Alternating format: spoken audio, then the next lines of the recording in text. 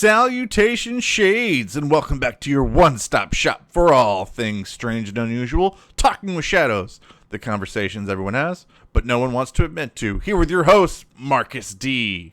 And I know normally you guys are used to Vic being the one introducing you guys to the show, so I stumbled a little bit there going through our intro, but Vic is actually out right now, guys. He's been down, and it's been kind of difficult to exactly see what he's got going. It could be COVID, it might be pneumonia. He refuses to go to the doctor. He's not here, so I can rag on him for that. So it's kind of unusual. Exactly. We don't really know what he's got going on. But joining me in the studio today, joining me is a familiar guy. You guys might remember him before. He's been on the episodes before. Joining me is our good friend from the Whiskey Conspiracies, Frank Hessian. How you doing, Frank? Doing wonderful, man. Glad to be here. You guys might remember Frank from when we did our episode on the Rougarou. And you joined us actually on an episode of the podcast, didn't you? Didn't we do? We did one. What was that topic where you came on for that? What did we do? I can't remember. Oh, I know that you've been on. I know that you've been on the. It's been a little bit since you've been on the podcast before. Yes. I know that. Yeah, but the one that most people typically remember you from is the Rougarou episode. Yeah, I mean, it was a really cool episode that we did together where we talked about like the werewolf stories down in Louisiana, which was pretty cool. Yeah. I thought. Oh no, it was great. Even I got a little bit out of that one. That just a little bit of a thrill because. I'll be honest, I've never heard of a were-owl in my life until we actually did the research for that one, and I was like, good God. When you get into like all the stuff around like lycanthropy, you find there's so many different types of were creatures, like from all over the world. Oh man, now I remember what it was. Nicholas Flamel. When we were doing stuff, on immortality. Immortality. Like that. Yes, you joined me. We talked about Nicholas Flamel. I knew that I was going to remember the episode, But don't worry, guys. Vic he'll be back probably. I would say probably by the next episode. I think he's bouncing back. He's on the recovery. But we wanted to get an episode out for you guys today. It's been a long time since we put something out. And it's a whole new month. You know what's funny though is Vic was unable to be on the podcast last time when I posted what the theme of the month was going to be, and I did strange disappearances. Because that's something he's just wanted to do for a while, and I fought him too. I kind of fought him a little bit about it because I thought there was other stuff we could do, and then I'm like, no, I'm gonna put up strange disappearances. And that's what the Patriots voted for, and he's like down with a respiratory issue for our first episode, but that's okay. But he's gonna be back, and we're probably gonna get into some deep stuff. What I want us to do is missing 411. Oh God, yeah. Yeah, we've been. Me and Vic have been doing that for a while, so I'm hoping that's one of the topics that we can do. But it is a large endeavor to do. But this one, guys, we're talking on all things strange disappearances. If you missed our episode last time, we wrapped up the month talking about like strange Earth theories. We did flat Earth, hollow Earth, and the simulation hypothesis.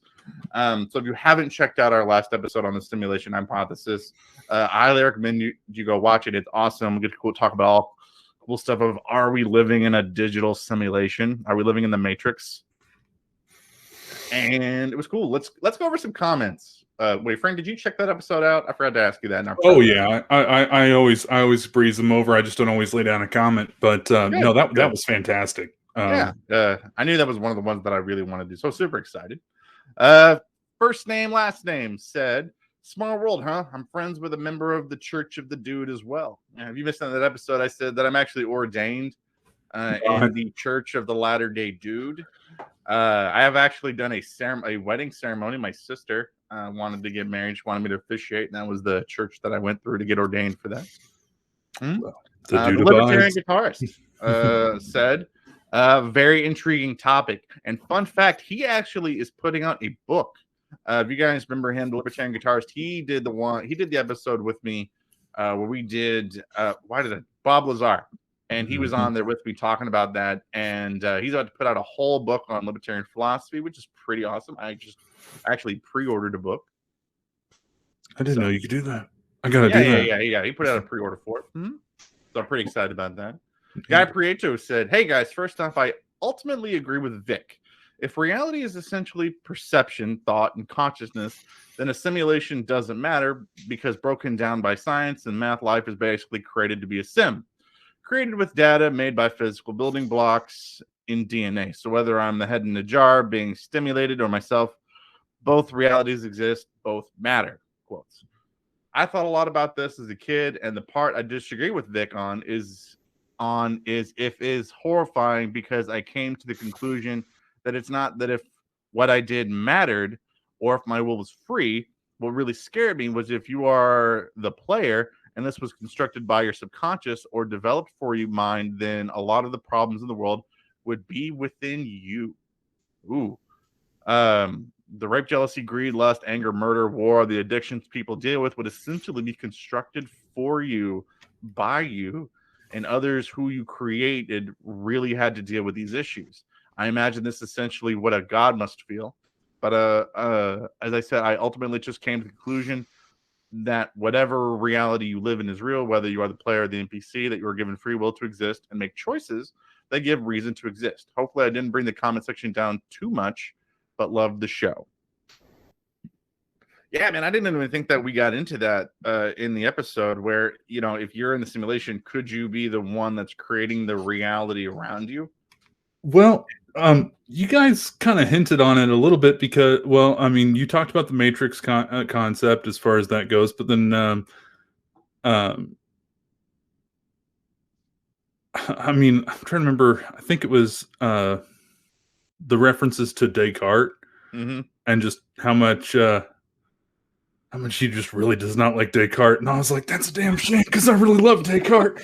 But Vic complained a lot about that he was going to have to like think about his philosophy. Yeah, and I will say, like, the idea of if it's in your head, then you constructed it. Well, not necessarily, because if stimulation is being executed to the brain and therefore altering the perception, then maybe you're not the one that's making those choices, but maybe those choices are being planted. I think the biggest toss-up with that whole concept is that of free will. Because why would you live and choose to live in a world like this and not like the, you know, what is that idea of like Valhalla or like the 72 virgins or anything? I mean, I'll be honest, I don't want 72 virgins, but I mean, like, all these ideas of the afterlife and everything, this paradise idea. Why wouldn't you just dream that? Well, here's the thing, and they get into this, I think, in the movie The Matrix, because they talk about that, because they said, well, we tried to do a paradise and it crashed and nothing worked. And I bring this concept, I'm not trying to get philosophical, oh my God, but I bring this up all the time when people try to talk to me of if there are gods, why do bad things exist? And what I said was, well, I think some of that is our perception of what is bad based on kind of what our reality is now. So I said, if God put us in a situation where we were in a paradise, we would probably see every day without a rainbow as a horror. You know, if we can't perceive what some of these bad things are, then would that just be what happened? Is if we don't have a rainbow, would that just be the eldritch horror of the situation? Like, would that be the bad thing? You know, I can see that definitely being a thing for some people. Yeah. Absolutely. But this idea that we create some of these own auras. I mean, I ran into that thought whenever we were talking about tulpas and etrigors, because I don't remember if I brought it up on the episode, because that's a thought that you start getting with those, which are these, you know, if you can concentrate in a will of being into existence, is that what some of these paranormal entities are? Like things that we have thought into the universe, and it takes you down a scary, dark rabbit hole. Oh yeah. You know, yeah. Creepy California. If we super fan patron, if we are in a simulation, maybe the paranormal aren't just glitches, but the observers coming in to check on us. Also, here's my 2 cents for drinking in a jacuzzi. Rent a cabin in the winter with a hot tub and have a mulled mead. It'll be the best experience.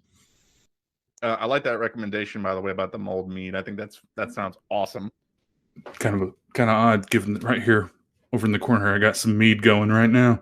No, I think that's, I think that there's, man, I think that there's some definitely coolness with that, of thinking about, like, are the glitches just observers coming to check on us? Like, are shadow people just the people coming into the matrix to watch us and see us, like, as they're observing us, and that's what we're perceiving them as? Or, we've seen mannequin people, we've talked about that as well. Are we just seeing the watchers or things like that? Like, that's what's going on. Absolutely, I think that could be a thing. Oh, definitely. And I mean, it would make sense that, well, like anybody who's ever played with a small animal, sometimes you're just a bit of a jerk sometimes. You kind of keep them like in a small space and tease them and taunt them. I think sometimes with ghosts, that's exactly what's going on there, is they're just kind of like, gonna get you. It's like, so absolutely. Yeah, I can see that being a thing. Yeah. Laughing Fox, patron said, I remember it as the Berenstein Bears. I remember the Mandela getting elected. I remember the Alamo. I remember the difference between a natural and a 20. That's awesome. The natural one. 4chan is where the devil makes potty. Because we were talking in the episode about is the Mandela effect, like the way people remember things differently, is that evidence that we're in a simulation because things are changing? Like, can we remember these changes? And some people do, and some people don't. But in all seriousness, this topic has always bugged me since I was first made aware of it. Though not for the reasons you might assume. It's not because of some Lovecraftian horror of being insignificant playthings or beings beyond my comprehension.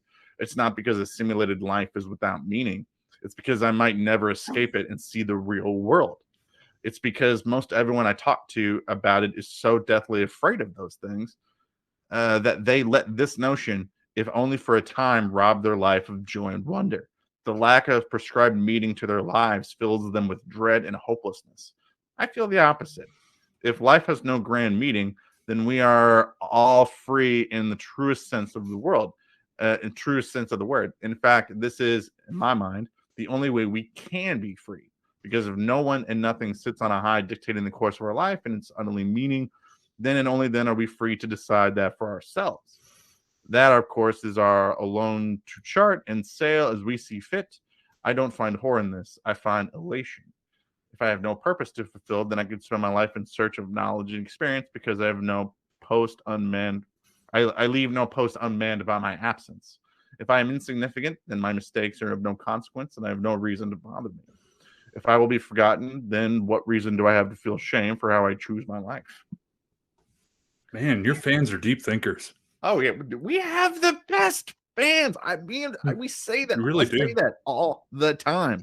Nobody's fan. If you want to come to a podcast where we talk about the deep stuff in the paranormal, not just the surface stuff, man. It's not just the scary stories. It's not just the cool lore. That it's some deep thought of how do we relate with the paranormal. Like this is the podcast for you. And I think that, I don't know, man, I think there's two ways in which you can look at that. I think that you can look at what Laughing Fox said, and if you have no meaning, then you can go out and find that meaning. I think that's a good way of thinking of the void, that if you have no purpose, if you're just in a simulation, then it's the fun of you get to go out in the simulation, and it takes off that tension of trying to of knowing whatever that a whole role that you've been assigned to. So I think that's a great way. I think that's a great way of looking at it. No, I agree. I think that's it takes away a lot of the anxiety. How can you be doing it wrong if there's no correct way to do it? Mm-hmm. So that right there just kind of frees your hands of the whole idea of like, oh, I've messed up. Oh, I didn't do it right. Oh, I didn't take the right path. And it's like, there is no path. Just enjoy the experience. Yeah. But I also think too, when you think about life in a simulation, like whether or not if reality is a simulation, whether or not if you can escape the simulation, definitely impacts your opinion on the simulation. And then getting out to see kind of what the reality is above that. So I think that man, I think that I think that's and what's weird, man. I was listening to, and we're gonna get into our actual episode here in a second, but I was listening to an SCP. If you guys don't know what that is, it's this cool like horror fan fiction like writing project that's awesome. And one of the horrors in it was this character that is always trying to that is in a reality, but it's always like a simulation and a reality, and he's always trying to get to the next level above that. So it's like he gets out of the Sims into our world, but then our world's the simulation, and then he's trying to get into the one above that, but maybe that's just the simulation, and he's constantly trying to get to the highest point. But when you think about like how we could just be in an infinite simulation loop, that he just goes crazy because of it, it's a terrifying concept of how far we may not be in a simulation, but how are we in a simulation within a simulation in a simulation, and it just gets scary.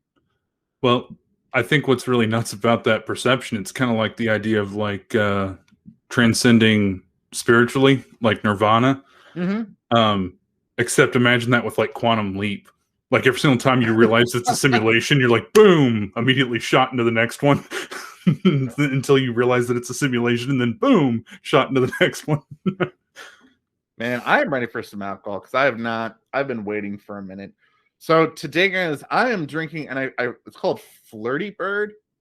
You know what's weird is I was going to try to find alcohol for the episode, and I looked in the fridge, and I saw this bottle of wine, and I don't know where it came from, and my wife has no idea where it came from. It is this mysterious wine that just showed up in our fridge. So I'm like, I'm gonna drink that for the episode. That sounds interesting at the very least. All right, what do you got? Well, I haven't opened this yet. I just unwrapped the bit around the cork here before I popped it. But it's a bourbon, because after all, whiskey, of course, got to keep with my whiskey. But it's Kennard and Drake. It's from Lebanon, Indiana, made by the County Jail Distillery. So I figured I would try some of this and see where it brings me. That's awesome. Oh, all right. All right, I'm gonna try this here. Oh, that's that is drier than a mummy's butthole. Oh man, that's dry. That's a good turn of phrase there. Oh man, that is not a wine that I bought. Ooh, I prefer sweet wines myself. Oh, okay. All right. I think we've been ranting long enough. Let's get into our episode, man. Sure. I'm in the driver's seat for this. So, guys, we're talking this whole month long about strange disappearances, and I thought one of the coolest things we could talk about first would be something that I know for a while called the Dragon's Triangle. And a lot of people are very familiar with the Bermuda Triangle. I mean, I think that's pretty popular in the zeitgeist, right? That's pretty popular out there. Most people, know that there's a Bermuda Triangle. But there are so many other triangles out there where people disappear. If you listen to some of our case files, me and Vic a long time ago did one on the Michigan Triangle. Yep, that's one. There's an Alaskan Triangle.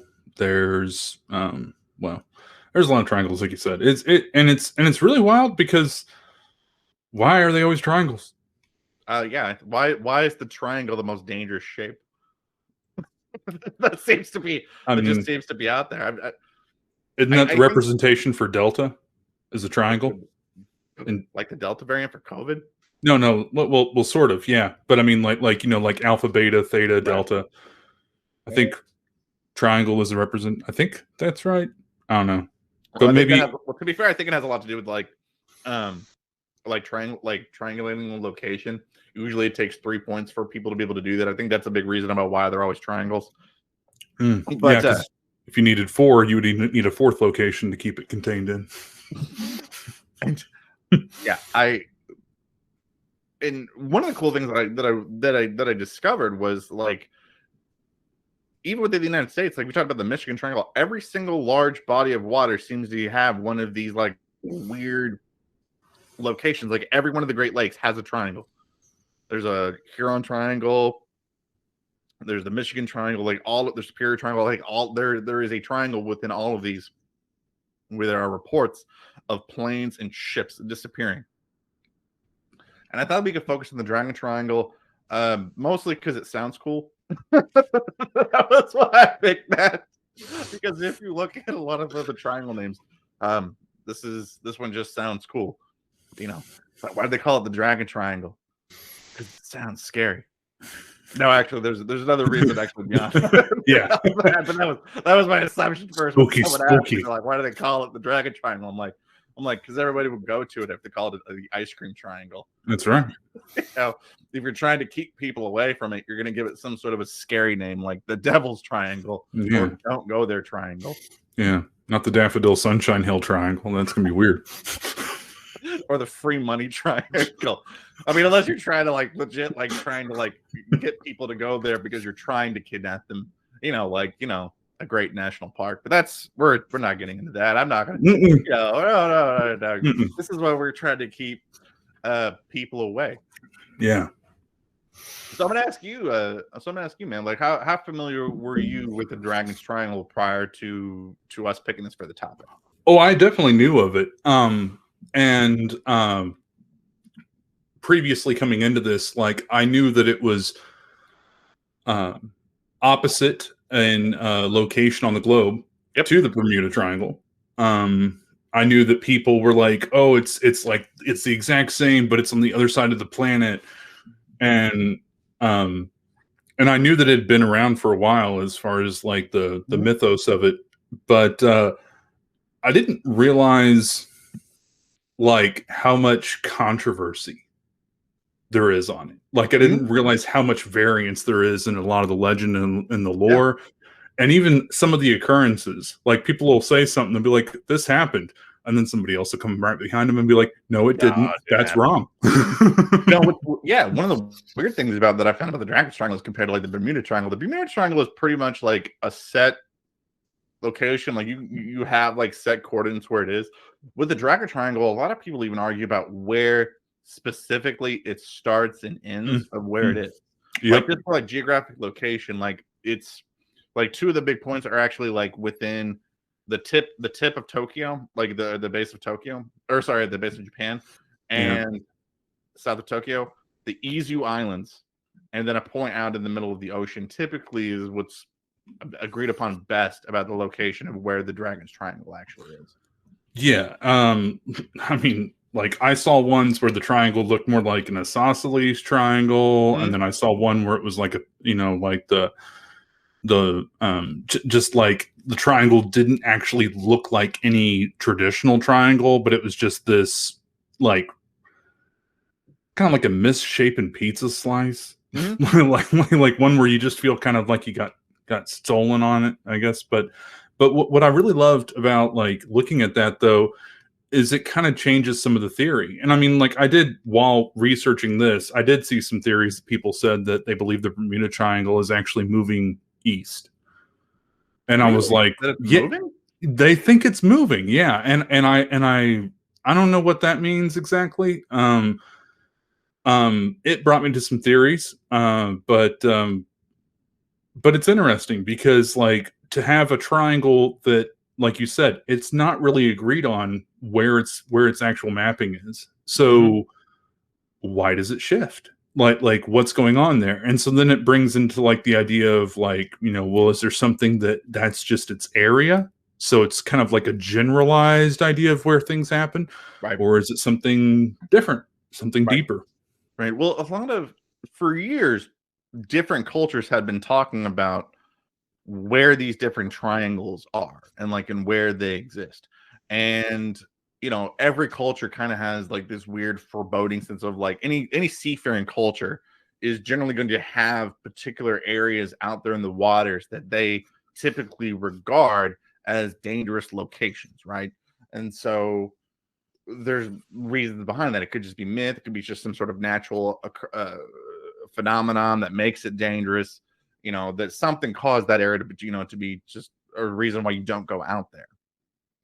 And this guy that really started getting the community talking about these, locations and group was a guy by the name of Ivan Sanderson. And, he's a guy that's in like the 1940s really started talking about these anomalous regions. And one of the things that he actually found about in a book that he put out was he identified like 12 different locations around the world within these seas that he identified, and he gives them the best names that I've ever heard. Vile vortices. Yeah. Which sounds like a really creepy like DC villain name. Oh, yeah. It sounds like the Legion of Doom. I mean, yeah. It sounds like some sort of like DC villain that like teleports stuff away and where it goes. And he puts this out kind of about like I would say like the late 1960s when he really starts talking about this. And one of the things that he found that there were certain locations that for where these 12 vile vortices ended up was areas in which warm currents and cold currents in the seas met. And what he claimed was he thinks that where they found that's where they meet each other. And he thinks that what is there is some sort of strange electromagnetic anomaly that we don't fully understand. And that in some way, shape, or form causes problems, whether it affects the weather, whether it affects just navigational instruments and things like that, or does it cause some sort of other natural phenomenon that causes a lot of these things to sink, you know? And I'm wondering then if he is onto something, that there is some sort of natural phenomenon that's causing that, you know, as you know, we've been talking about climate change is a thing, as a thing. If climate really is changing, would that affect where these triangles are? Well, if it was that the temperature fluctuations actually change where the electromagnetic fields are, then yes. My thought is, why isn't it the other way around? Why isn't it that these electromagnetic hubs are the reason we see a difference break between hot and cold, or puts up a barrier where it emits such energy that it kind of pushes back wind or, you know, gusts and makes different air currents go different directions. It was just weird. Like, granted, I'm not an expert on magnets or anything. I kind of subscribe to that whole Insane Clown Posse song on there. You know, how do magnets work? You know, I don't know. Miracles. But I don't know how magnets work. I just know that I don't want my phone next to one. Yeah. But what I did think was kind of wild is when I was looking at the vile vortices, people have actually said that like the magnetic north, it's been shifting. It's been moving from Alaska and more towards Siberia. It's been actually like the magnetic shifts have actually been changing. And so, like, if they believe that the Bermuda Triangle is shifting, we've always kind of like since the history of the Dragon Triangle, since it was first ever talked about, we've known that one kind of shifts quite a bit as far as like where the actual location is. But then some of them were actually really weird. Like I mean, like, yeah, like we got polar north, polar south, but then like one's like smack in the Sahara Desert. Yep. And I was just like, okay, so how does that work with the fluctuations of hot and cold? You know, like with that area, unless of course they're saying, you know, that it dates back all the way back to whenever that used to be a luscious green thing. You know, anyway, the vile vortices, that dude got a lot of crap from people over that theory. I mean, that was wild. But the weird thing is he's not. But the weird thing was he's not. I mean, I think he's responding to like a particular real thing about seafaring cultures, because a lot of places where he puts these have legends of bizarre weather patterns and ships disappearing, like with the Dragon Triangle. Like for as long as like the Japanese people had like been a seafaring culture where boats have been out there, people have been reporting about the Dragon Triangle, of it being a place where strange storms will manifest like at like the drop of a hat. Like it'll just be clear skies, blue waters, and the next thing you know, boom, you know, you're in the friggin' 2012 movie where, you know, this random rogue wave washes over the knocks over the boat, which is a real thing that they talked about, was they would just be running, and then all of a sudden, whoosh, with these huge rogue waves would just envelop and just eat these boats, or they would just disappear.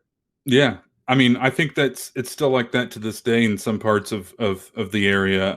They actually have like, if I remember it correctly, it was like these weird flood prevention like pieces that were next to buildings, and it would literally like be like a hydraulic hinge piece that will be pushed up and against the building to support it and prevent floodwater from coming in.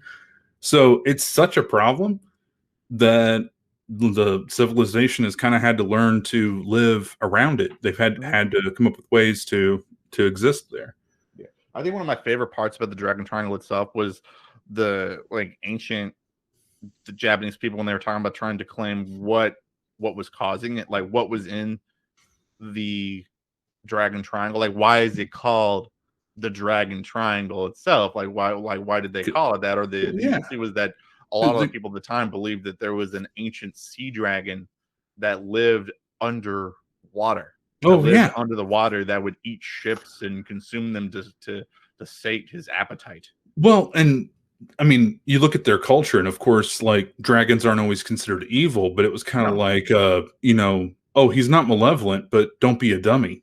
Don't go out there. Don't go fishing out there. You don't want to be out there because that's where the dragon lives. That's his home. Don't go to his home. Would you want somebody coming up to your house? Yeah. And waking you up while you're sleeping?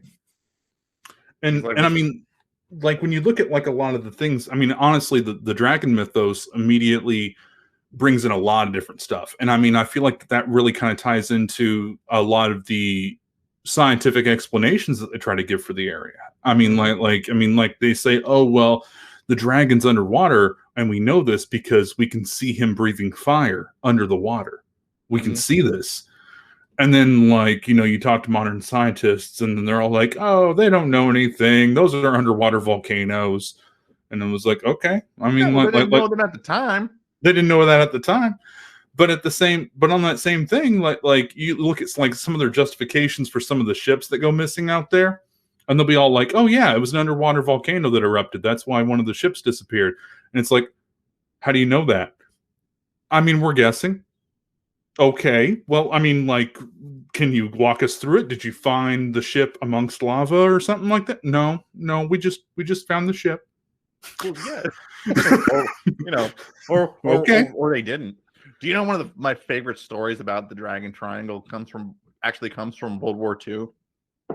There was a Japanese pilot, named Toshikai Lang. I want to say I said that right. Yeah. It was a story from this Japanese pilot from 1944 that he said that whenever there was an aerial battle that was going on over the Dragon's Triangle, and he said that while they're fighting above the Dragon's Triangle, that he saw this strange shadow moving under the water that had two large triangular wings that was pushing it through the water. That he thought was like, but maybe they could be wings, maybe they could be fins, they could be legs, you don't know. But like he just described them as these like, wing, like these things that comes off of his body, propelling it through the water. Yeah. Kept that story to his death, man. I mean, he didn't change it. And he's like, this thing had to have been like 150 feet long. Right. And that, and obviously, again, it's not like you can get a real great look at it because you're in a plane buzzing around and being shot at, in an airplane. So I imagine that, he didn't have, so like everybody's like, well, they're more like trying to get more details out of this. And the dude's like, well, I was in a plane being shot at. So it's not like I can really take a look at it. Right. Yeah. It's like, excuse me, a lot of opportunities for a second pass. Right. And I do think that kind of says a lot, though, is that had he not been like, I don't know, staying true to that story all the way to his grave, it's one of those things. It didn't exactly earn him a whole lot of fame. It's not like it actually made him. Yeah, it didn't exactly look good on him, but he kept it all the way to the end. And I think that kind of says a lot, because why would you, unless it's true or unless it's what you actually did see? And I mean, could it be that it's not a dragon or not some sort of monster? Could it be that it was maybe some sort of technology or something, and he just kind of caught a glimpse of it? Maybe. I mean, it could be a lot of things, but my favorite story out there, man, is the is the native Japanese boat with the lady driving it with the incense boat. Yes. Okay. I Yeah. Yeah. love Yeah. that Yeah. story. Like you're reading about it, and it's just like this people, like local fishermen and stuff. They're out there in that area, and if you read about the surroundings, like one of the key things about the Dragon's Triangle is that the temperature fluctuations. So like Right. like you have these hot bursts, coming from the seabed because of the volcanoes, but also land masses will just appear out of nowhere and then they'll And crumble disappear. and fall Yep. down later on. So like you're in this like weird misty kind of maybe hot thing. You're looking around for like weird like little islands that might have popped up out of nowhere, and then you see a boat that looks like an old traditional Japanese boat that was meant for burning incense on, and a woman's navigating it. But when you try to get close to her, she actually detours the boat away.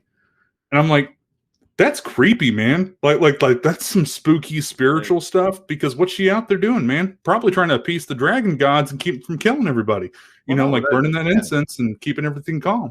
Well, with that story, they said that they couldn't even. The weird part about that story was there wasn't a whole lot more to that story, other than they said that she looked foreign and that she didn't speak Japanese. And there's this weird. There's another theory that's out there that what if aliens could be behind what's going on under the water, because she's foreign looking, she doesn't necessarily speak their language, because there's a lot of strange like USO like underwater like strange underwater objects that are reported being seen under there, because a lot Mm-hmm. of people in the area for the Dragon Triangle report seeing these strange lights, strange shadows moving under the water. Did you hear Yeah. about the Russian boats, the Russian boat story? The big blue Yeah, yeah, yeah, yeah, yeah. thing that just jumps out of the water. Yeah, Yeah, August 18th, 1980. The Soviet vessel Vladimir Volyberov returned to Russia from doing like surveillance and experiments out there in that area. They were out there in that area. Professor Planetov, that was on the boat, stated that while he was on watch on the boat, that a circular vessel comes up out of the water, flies around the boat for several minutes, and is bathed in this blue light. Yeah, And it blue circled light. them and then went back into the water. Yeah. And people started to kind of like say, oh, well, maybe he's just exaggerating his story, or maybe he's just doing this. Maybe something got dislodged from the seabed and floated up top or something.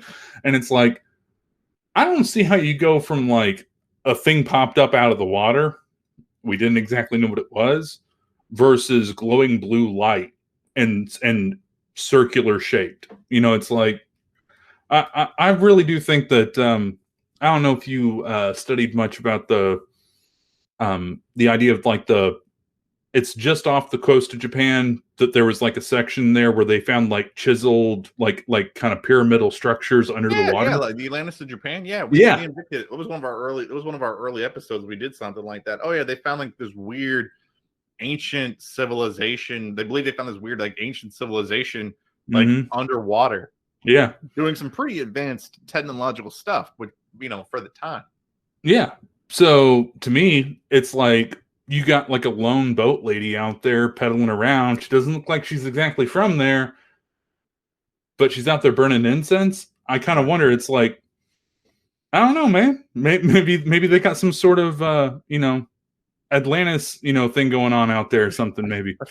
I feel like we're talking about the whole storyline from like the animated Disney Atlantis movie, where there's this culture of people underwater with this strange Leviathan thing sinking ships, and they gotta appease these weird, strange gods or whatever. They just have like, they're just sinking foreign vessels that are in the area. Yeah. Well, I guess if that's true, then I guess Michael J. Fox needs to come and tell us all the answers and help us establish communication so we can get past it all. Oh man, and we laugh, man, but it's so true. Like when you think about like how little we know about the ocean itself, and how like how much left that there is to explore. We know more about space than we know about like the sea floor.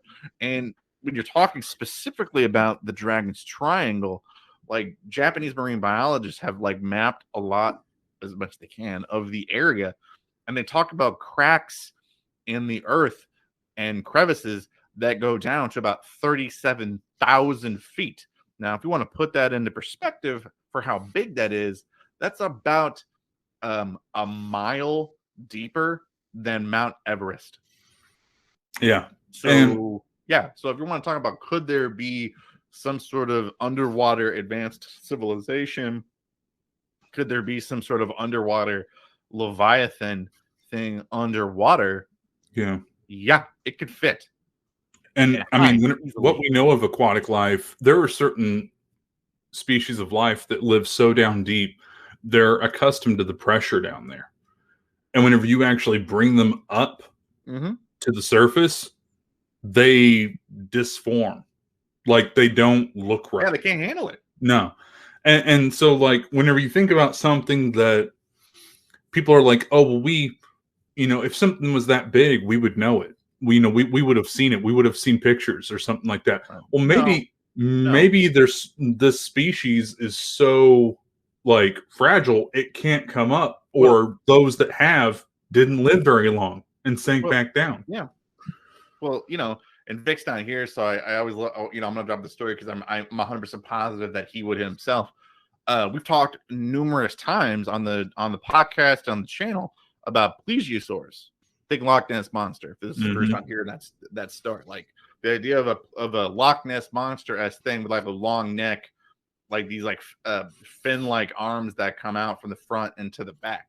Like let's look at like descriptions of what that would be like. Huge, large, swimming around. There's numerous stories of them being aggressive, in cultures across the world. Now if you want to be like, oh, Chris, they're probably not down there.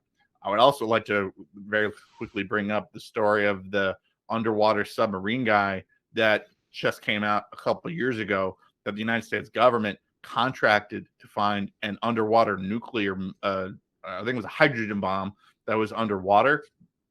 And they did this under the guise of looking for the Titanic. When they found the Titanic, it was found at the exact same time as they did that. The guy finds the bomb, then a couple days later, because he had the money and the time, he was just bored. He went looking for the Titanic and he found it. like he actually like did the real thing that he was set out to do. Well, anyway, while he's down there, he reported seeing a plesiosaur. And I mean, if you want to talk about credible resources, this is a guy the United States government trusts to find a hydrogen bomb. I don't know how much more credible you get than that. And he claims that he saw one underwater. That they tried finding a hydrogen bomb. I kind of cringed a little bit at the idea of trusting the government, but I mean, the idea who the government would trust. Well, I mean, the government like has to trust in somebody who finds something that should like be world ending. Right. Yeah, you got to put it somewhat in the hands of somebody who's credible. And that guy said while he was down there saw a plesiosaur. True story. You can look that up, by the way. Right. We're talking about, but anyway, but going back to what we were talking about, the Japanese pilot that saw the underwater shadow with the large wings propelling it. What if they were fins and what he saw was a plesiosaur, and that's what's underwater sinking boats? Yeah, very well could be. I mean, it could easily be those fins, and maybe it was lying on its back, or maybe it just had them like rev back like really far. I don't know. I mean, it could be a lot of things, but I thought it was interesting you brought up that nuclear thing because that was something else. Something that's been lost out there. They actually said that we lost a lot of World War II naval vessels. The U.S. did in that area, as well as they said the Soviets lost a nuclear submarine in that area. So I mean, like whenever you talk about like. This isn't just fishing boats, and I love that every single bit of the research that I saw kept bringing up that guy. Cush? They kept bringing up him, and they were like, "Oh, well, Cush said that it was only 31 people on that scientific vessel, and that it was only, fishing boats that disappeared." Okay, well, yeah, over a 5-year span, but what we're talking about is going all the way back to like you said, early Japan. Like whenever Kublai Khan like came out there and lost like 900 ships and 40,000 people, 40,000 soldiers to try and invade Japan. So I mean, like as far as a history of a body of water that just seems to swallow up everything that goes near it, kind of creepy. Yeah, Like, yeah. And you're talking about you brought up Kush. You know, you're talking about you bringing up Larry yeah, Kush. So a little more, I'll give a little more context about that. 1974, there's a guy named Charles Berlitz, and he yeah, releases this book called The Bermuda Triangle. And in that, he talks a lot about these ships that go missing. A lot of the stories that we have today about the boats that go missing is from Berlitz's book, The Bermuda Triangle, that he put out in 1974. And he talks about like a lot of those ships going missing and all of that. Like literally, like a year later, this guy Kush, you're talking about, Larry Kush, puts out another thing saying, "No, you know, I'm going to debunk these and say that's not true."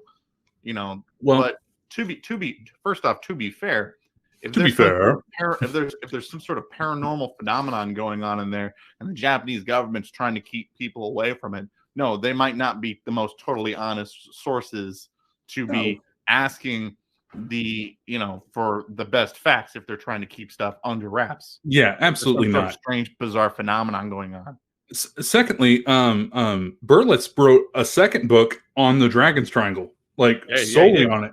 And Yeah. He put that out. 1989. He put a yeah, book out called The Dragon Triangle, and he continues to talk about more of these military vessels that just disappeared. yeah, So it's not. to- So it's not like it wasn't like Kush came out and said, "Yeah, it's all made up," and because that's where a lot of people, skeptics, bring up their point, and it's not like yeah. Charles didn't come up with, a retort to a lot of these. Well, and that's one of the things that I thought was really unsatisfying about the scientific explanations is that Kush brings up, hey, this area, it's been well known by fishing people that this is a rough area. You don't swim out here. And it's like, okay, well, I don't know about you, man, but if you came to my culture and you were asking me things, I probably don't want to sound like I believe in monsters. Well, Like, yeah. I think it's easy to immediately just be like, oh, well, that's not something the government's going to be like, oh, no, the government believes in that.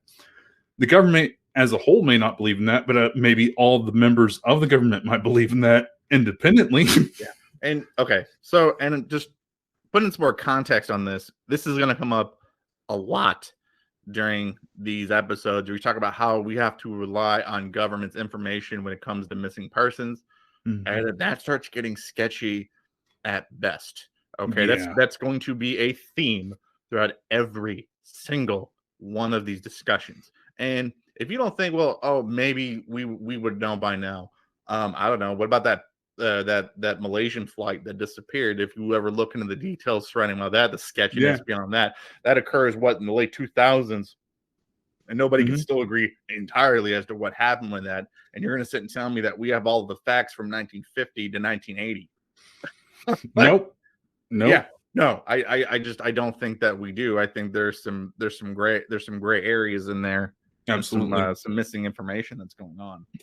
And I think that that's one of the biggest issues with this is that whenever you have people that are like, well, we have theories, and as far as why is it that the Dragon's Triangle is like this? Well, we have these theories, and scientifically, yeah, they do make sense. They're good theories, but they're theories. They don't really have like definitive proof that that's what's going on. Like, did you look up any of that stuff on the methane ice blocks that are like what's it called? Yeah. Methane Karth something or whatever.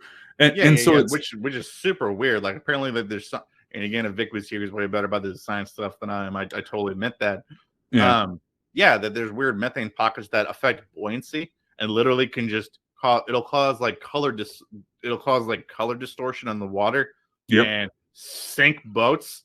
Yeah, they said that as the block of frozen methane gas, basically, so as it's in its solid form, it's going to rise as it is released from the seabed floor. And they said once it reaches, basically, it's I think it's like 68 degrees Fahrenheit, I think maybe 18 degrees Celsius. I don't know. It's around that range. Apparently, that's the flash point where it goes from solid to gas. And in doing so, emits a bright light flash and causes a great disturbance in the water. And they were like, and this creates a disruption in buoyancy, which means that ships just immediately sink on water. And I'm like, Why is that not a known thing across the board for the rest of the world? Like if that exists, why is that not a known thing? I would never get in a boat again for the rest of my life. Like, who knows that we can go out there, methane gas gets released, and it'll just sink your boat, and you'll never be heard from again. I also find it kind of odd. That's like the most fanciest way of saying Mother Nature farts in the water. No. Boats. Dragon farts. Yeah, dragon farts. Flash of light. Yeah. Bad smell. Dragon fart sinks your battleship. Dragons are out there farting in the ocean, sinking boats. Which, granted, like, I will say it'd be a very ominous thing that I wouldn't talk about if I was I was on a boat and it started to sink and the air smelled really bad. Like I don't know that I would be prompted to share that story with a whole lot of people, but I did think that scientific explanation, I was like, that's a glorious explanation, but there's equal ones with the issues with buoyancy, because they say that the underwater volcanoes boil the water and then that disrupts the buoyancy, and then that can cause the sinking of ships. They also have speculated that what was it? I'm trying to remember what one of them was. Something to do with whirlpools being created due to the seabed disruptions will cause whirlpools that'll just suck a ship down. And I'm like, small enough that you don't see it though? Like small enough that you don't see a whirlpool, it just suddenly appears underneath your boat? I think that's, I don't know. Like, again, I would assume people would see whirlpools constantly developing in this area if that was a thing. I don't know, man. I think you might be right on something like that, because I think that a lot of these stories of boats disappearing, there's often no distress call. None goes on. So, even if, you got gutted by like a rogue wave, if you got gutted by a whirlpool that opens up, or the dragon fart gets you, by the way. Like, can you imagine that, like, the next time you're on like a family vacation to the beach and you don't want to go in the water, you're like, why don't you go in the water? Can't. Dragon farts. They're deadly. They'll get you. Can't do that. They'll affect my buoyancy. God, but people didn't think I was already crazy enough. God. Yeah, but I mean, no, but it's super common in so many of these stories where they just disappear. Like there's a no distress call of a U.S. ship freighter that disappears. It was March 22nd, 1957. It was the USAF C-97 Strato freighter. I want to say I said that right. Disappeared while leaving Wake Islands on its way to Tokyo International Airport. No, this was a plane, and it was people were on the boat. No, it was a plane. It was a plane. I'm sorry, it was a plane. And like, it's an 8-hour flight, and they check in 3 times throughout the flight, and never had any problems, and then they just disappear. Yeah, like, I don't think any of these instances are things that wouldn't cause somebody to scream on the radio, help. Yeah, it's got to be something quick. Which, you bringing up that like the airplanes, like okay, we can talk boats all day long. Dragon farts that disrupt the buoyancy of water, lava that shoots up random land masses and then makes them also plummet, creating vacuums that suck ships under. What does that have to do with the planes? Like, that's one of the other things about this area is like the electromagnetic disturbances that happen in these zones, particularly this zone, because like this one seems to be much more catastrophic than the Bermuda Triangle, is that it will disrupt navigational equipment. It will disrupt compasses. It will actually destroy some electronic equipment, won't be able to function correctly. And these things just, no distress call, no mayday, no secondary, we've hit the water, we're on a raft, like none of that. You just get dead silence. That's it. That's all there is. And I think that speaks a lot of this place, because to be like, well, I mean, okay, if you want to talk about methane, like frozen methane chunks that are floating up from the sea and underwater volcanic activity, And then you also want to add on electromagnetic disruption that prevents all electronics and other things operating in that same spot. I'm sorry, but where else on the planet do you encounter something that's this much of a hazard for modern life? Yeah, I've never seen an underwater volcanic eruption, but if it's something that's, and I wish Vic was here because I think that if there is just this out of nowhere large explosion that you probably would not see coming, that I think could sink a boat, and including a plane, and there'd be no evidence for it. If there is some sort of just natural phenomenon that does, I could buy a violent underwater eruption. But to be fair, that also has to be like some terrible timing, and that's a lot. I mean, and that the statistics behind that, I mean, they gotta be. That's a lot. Like, how much do you got to piss in the face of God that the one time you go to investigate the missing ships, that your ship lands, the one that got, yes, the one that goes in, the one with the supposed 31 scientists that went in 1952, that went in to actually look at where these ships were going, where did they end up? It ends up parking on top of the underwater volcano that decides to just blow. Yeah, it was and they're like, oh, well, that's what happened to it. Do you know that's what happened? Well, we're not sure, but we found the wreckage. Did you find the people? No people, just the wreckage. And I was like, you don't know that. You don't know. You're just guessing, man. I mean, like granted, it's an educated guess, but right now, so's the what was the name of that dinosaur you mentioned? Plesiosaur. Yeah, that thing to me is just as much of an educated guess at this point than the underwater volcano that seems to only go off when people hover over it, which to me sounds like a landmine more than a volcano. I think that we've in this episode have described like an entire list of reasons not to get in the water. I mean, like, you could be gotten by underwater volcano explosions, dragon farts. Yeah, dinosaurs. I mean, UFOs. We can equally argue reasons not to be on land, though, as far as the paranormal goes. But yeah, but I mean, you're on a boat, and I think a lot, like if you really think about how dangerous the ocean is. Oh yes, that some people literally got in wooden boats sailing by like the stars and and that's it. Mm-hmm. And you're spending some pretty far like distances is terrifying. Oh yeah.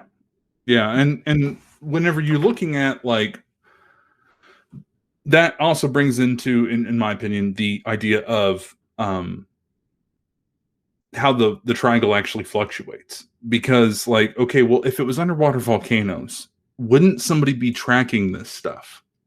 Wouldn't this be like a list? Like even if you had some sort of thing that, like, I don't know, even if you were calculating in for something like tectonic plate shifts or something like that, like if you were actually calculating in, like, how like the Hawaiian Islands, it's, big volcano, smaller one, like the islands kind of drift.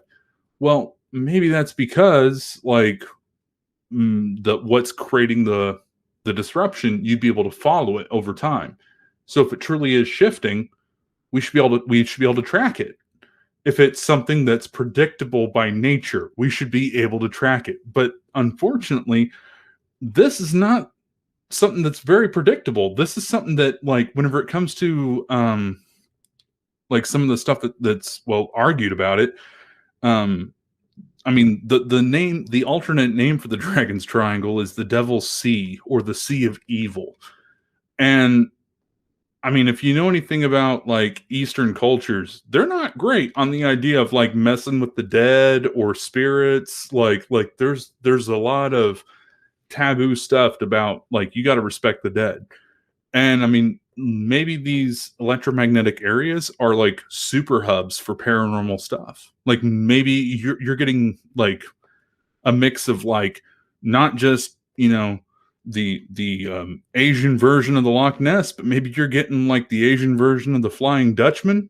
maybe you're getting like, I mean, I saw stuff where there's even scientists who are arguing that there's dimensions or black holes that can be accessed in that area. That they're like, well, there's actually the reason why these disruptions are here all in this one spot is because it's a gateway to something.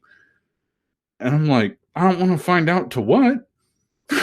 like I don't know why people are wanting to research and look into that as far as like, hey, we think there's this like portal to God knows what here. Let's go looking for it. I'm like, no, that's not smart, because like you look at like some of the stuff that people say,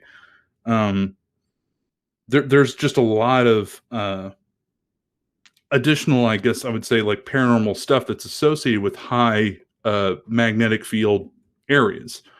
So I don't know. I mean, like, what are your thoughts on that as far as like the idea of the paranormal hub? Like if it's putting off that kind of energy, do you think it would attract all that stuff? Like, would it attract aliens? Would it attract monsters? Would it?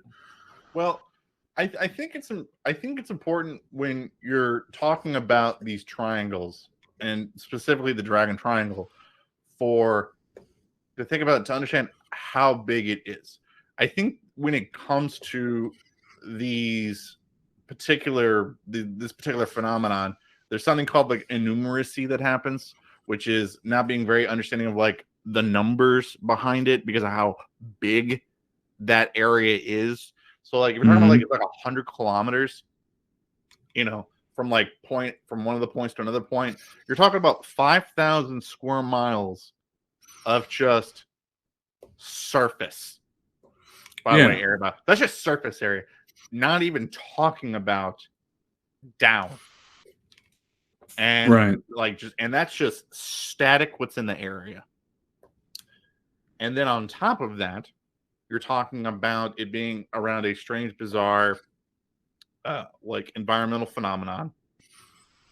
And that's a lot of area. Stuff can move into that area. So I think that I don't think that it's going to be one thing that's going to be causing a lot of these disappearances. I think that that's like asking like, what do you think causes the strange phenomenon from,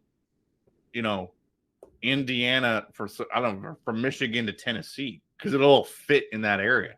Right. And there's tons of different phenomenon that occurs like on land. So I don't think that it's going to be any different when it comes to the sea. Well, I mean, strange phenomena, yes, but the massive just vanishing phenomena, like, I mean, granted, we've found some boats, but there's a lot of stuff we haven't found. Like, there's stuff that just goes over that area. Space. Yeah, well, and if it's sank in an area where it's 37,000 feet deep, you're not gonna find it. The Titanic was one of the biggest ships in the world, and we didn't find it till what, the freaking 90s? Yeah, but we had an idea. But they actually had a vessel that was twice the size of the Titanic disappear. At least I believe that's what the records indicated, was twice the size of the Titanic, and it disappeared in the Dragon's Triangle. So I mean, like, whenever we think about things that should be found, I mean, that whole theory that dragons have hordes. Is it just hoarding all of these? It's just hoarding ships and boats and just keeping them in a nice pile somewhere deep, dark, and down. It's not even necessarily like some sort of malevolent, like, or even just some sort of like great. He's just a fan. He's just got like a dragon kid that's got boats, being like, he's just a collector, just playing with them underwater. that maybe like all of these boats are not being sunk for some great reason. Maybe just some grown-up dragon sunk them for his dragon kid. He's like, I'm gonna play with that when I get home. It's like Dragon Christmas. He's gotta go get a boat. Just brings it all down. But I mean, Dragon Christmas now. God, imagine their Black Friday sale. But I don't know. Like I think that it brings up a lot to question, because for as quick as science is trying to write it off as, well, we understand, we know what's going on there. I don't feel confident in that. Like the research that shows, like, yes, there's a lot of weird phenomena that occur in this one spot. Like there's like I actually ended up looking up a bunch of different stuff on just bizarre phenomena that occur all over the place, and like stuff between like bubbles of gas that appear in marshes, and once they expel the water barrier, they shoot off like a rocket. Like there's like, and that's a known phenomenon to occur. And I'm like, that'd be terrifying. Like Yeah. if you were an uneducated populace at the time to modern, science, that would be terrifying. But we can at least explain that away. Whereas like some of the stories that have occurred are really hard to put down. I mean, like whenever we're talking about UFOs, we're talking like large water monsters. We're just talking just straight up vanishing. No evidence, no distress calls, just gone. Just phased into the nothingness. And yeah, there's a lot of space out there. But you think with today's technology, I mean, can we not just drag like a camera on like a big cord thing down there? Like maybe we can't live down there, but we could maybe look down there. I don't know, man. It'd be even hard to find, man. If you look at like colossal squids, and how few photos, I think there's maybe like one, like maybe two photos that we've had of something that's 75 feet. I think I'm not, and I'm just throwing that don't hold me on that. Yeah, but I mean, but you get the concept of just how little we've ever been able to. So I think the answer is no. I really don't know if we really can. We probably can't. Yeah, I know. But it's weird. I think we've been how long have we been going? I think we've been going about 50 minutes, haven't we? I think so. I mean, I believe whenever we first started, it was like 220 something, but or not 220, 120 something. But I don't know. I mean, yeah. What are your closing thoughts? What do you think it is?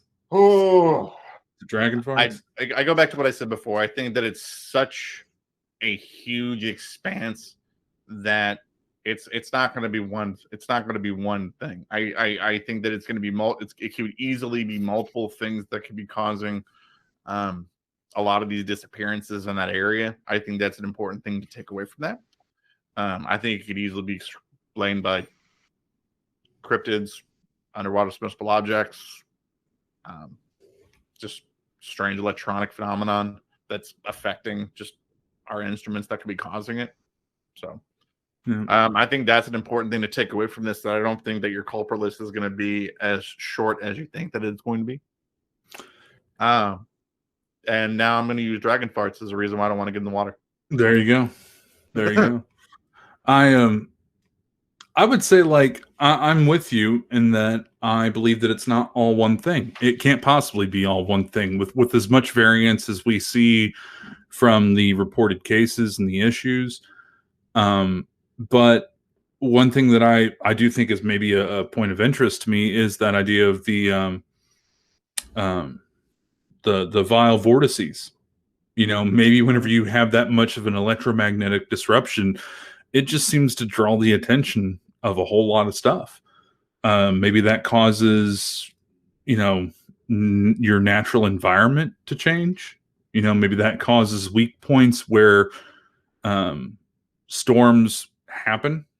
Maybe that draws the liquid hot magma to burst out in the ocean bed floor there. I mean, I don't know. I don't know what would be causing it, but going back to what we said about the Bermuda Triangle being on the opposite side of the planet, I actually just I don't know, I was on like a Nikola Tesla kick and I was watching things on pyramids and stuff, and it was kind of weird to see that his idea that the pyramids were at a certain point on the latitude line, and it's like latitude, I think 29 for the Great Pyramids, 25 for the Bermuda Triangle and the Dragon's Triangle.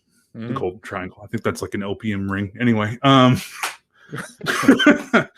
but anyway, but I think that's a good point to just at least toss in there as like maybe there's an electrical magnetic thing at that particular part of the planet going around.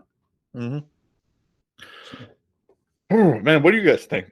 Do you guys think that there's something else that's going on that we didn't bring up today? You know, was there some other story that you guys thought that was? Was there some other story involving the Dragon Triangle that we forgot on our episode that you guys have found exciting? Let us know what you guys think. If you like this episode, don't forget to leave us a like. If you're listening on YouTube, subscribe, and of course the notification bell so that way you guys stay up to date whenever we put out new content. If you're listening on somewhere where you can give us a review, please give us a review. We appreciate it. It helps us a lot. And if you're on YouTube, comment. That's one of the best ways that you can help us too. It helps us get our voice out there so we can bring more people to the podcast. We always appreciate the support that you guys give us by tuning in and listening to our episode. And we all wish Vic a speedy recovery. He'll be back soon. Frank, man, I want to thank you, man, for coming on again. I appreciate you coming on and filling in when in Vic's absence. It's always awesome to have you here.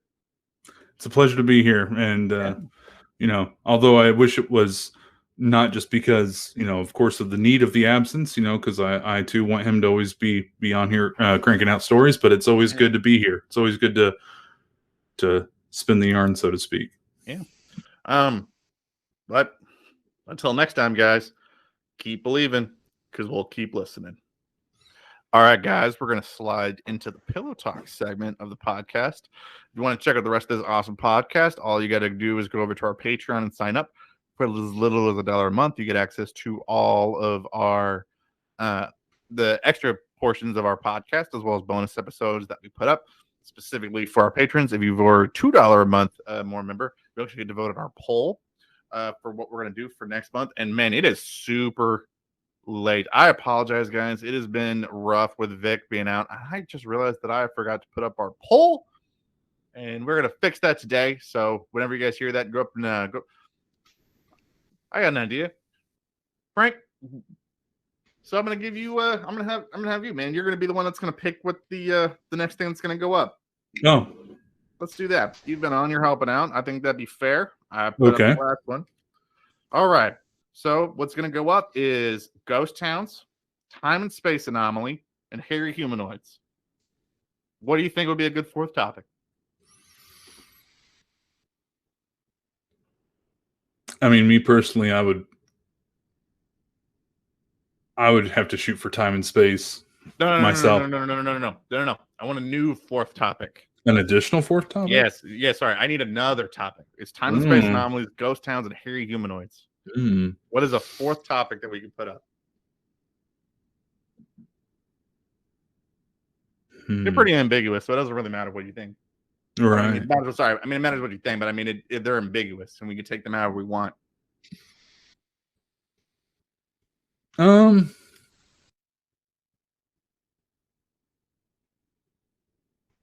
I would say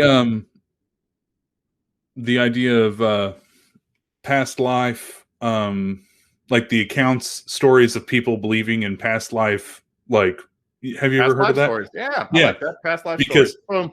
Past lives. Yeah, because you get those like little kids and they're all like, I used to have a friend named Susan and we used to ride the trolley. And then the parents are like, you don't even know what a trolley is. What the hell are you talking about? Like, like I always find that stuff to be terrifying. Yeah. All right. I like that. Past lives. Boom. I got you. All right. That's going to go up on the next one, and that's going to go up. All right. I appreciate that. Thank you, man. No, that's not a problem. All right. I just love some more answers on that. Good. All right, man. So, all right, we're going to keep talking a little bit more about the Dragon Triangle, and maybe these triangles is a bigger topic. We don't have to necessarily keep it to the Dragon Triangle if we don't want to. What's something you don't think that we got to, like in the episode that you want us to just talk about more? Well, what stands out to you? Definitely the idea of the vile vortices is a big thing to me, because the idea that the electromagnetic signal or disruption, Sanderson actually believed this would draw a lot of things into that area. But like whenever you look at these hubs, these vile vortices, I mean, is it possible that these things exist on a smaller scale, and then that's where we see other things happening? Mhm. Or is it that we're creating these hubs to try and explain the phenomena? Like, you know, are we just looking at these particular locations and we're seeing something there because we want to see something there? Like, are we limiting our scope, you know, or I guess narrowing our scope so tight that it's because we're hunting for it, you know? Like, for example, one of the vile vortices is the North Pole. Right. And how much craziness have we heard about all the governments trying to go up there? Like, you've got the United States government, you got the Chinese government, you got Russian government, you got all of them up there trying to dig up something in the North Pole because they're like, oh, because something supernatural lives up there, and it's not Santa Claus, or maybe it is. No. Hell, Well, if you go to the South Pole, it's probably Nazis, but you know, or that I've also heard that theory that like lizard people live at the South Pole or under it, and I'm all like, first off, they're cold-blooded. How does that work? Yeah. But like with that idea of like we create these hubs that we think weird stuff happens in. Mm-hmm. Do you believe like people jump on it because they're like, oh man, this is a definite thing, or are they jumping on it because they're willing to buy to anything that feeds their narrative? You know, like feeds their school. Yeah, no, okay. So I think that answers two. It has a couple parts. I think one, that I think